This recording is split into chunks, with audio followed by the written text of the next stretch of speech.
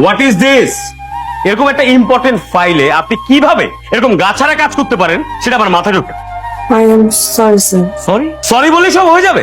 আজকে আপনার এই রেসপন্সিবিলিটির জন্য যদি আগামীকালে মিটিংটা ক্যান্সেল হয়, কোম্পানিকে আমি কি জবাব দেবো? আমার চাকরিটা থাকবে miss Anika? I am so sorry. আবার দেখুন মিস আনিকা, আপনি দেখতে শুনতে অনেক সুন্দর। আমার মনে হয় এই চাকরিটা আপনি ডিজার্ভ করেন। আপনার সিনেমা নাটকে অভিনয় করা উচিত। বাট লিসেন, এই জায়গাটা কোনো সিনেমা নাটকের সেট না। This is bloody office. I am so sorry, sir. Sir এখনো কি করবে যদি বলতেন? আপনাকে কি ওনার হয়ে ওকালতি করতে বলেছে? আপনি আপনার কাজটা করুন প্লিজ। বসুন।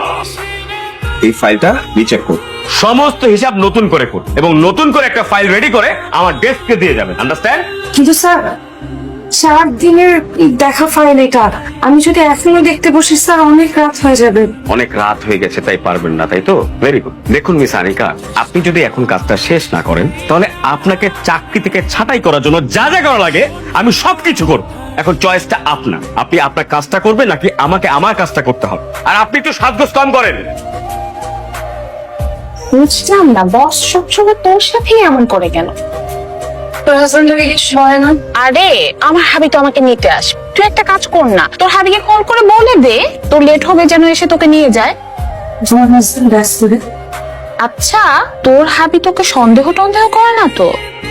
সন্দেহ করে না। অফিসে কাজ ছিল।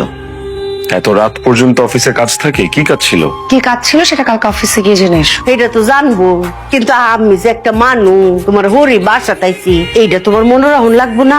মা সরি, আসলে অফিস থেকে ছাড়ছিল না। ছাড়তই না তোমারে, তোমার আঙ্গায় ধরে লাগছে। রুটি বহুত কষ্টে বানাইছি, কোমরে বেদনা লইয়া অনসে কালাও, আমার ফুতে খিদায় মরে যেতেছে গা। আয়ো ফুট খাইবা না? জানি ফুট কতদিন এই ভাই না খাইয়া ঘুমাস।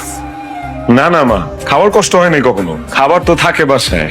বুঝতে লেছি কিতা না কিতা তুমি খাও, আমার লোকে আর অভিনয় করো লাগতো না। তোমার অভিনয় আমি বুঝি, তোমার চেহারা দিকে আমি বুঝতে লেছি। ডিম ভাইজে দিও।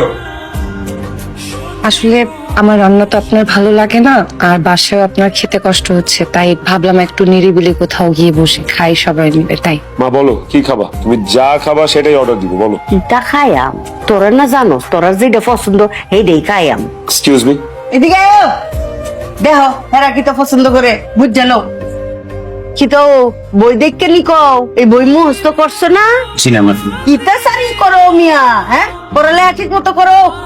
তিনি একটা কাশ্মীর সালাদ দেন, একটা মিক্স চাউমিন দেন, 3টা স্যুপ দেন।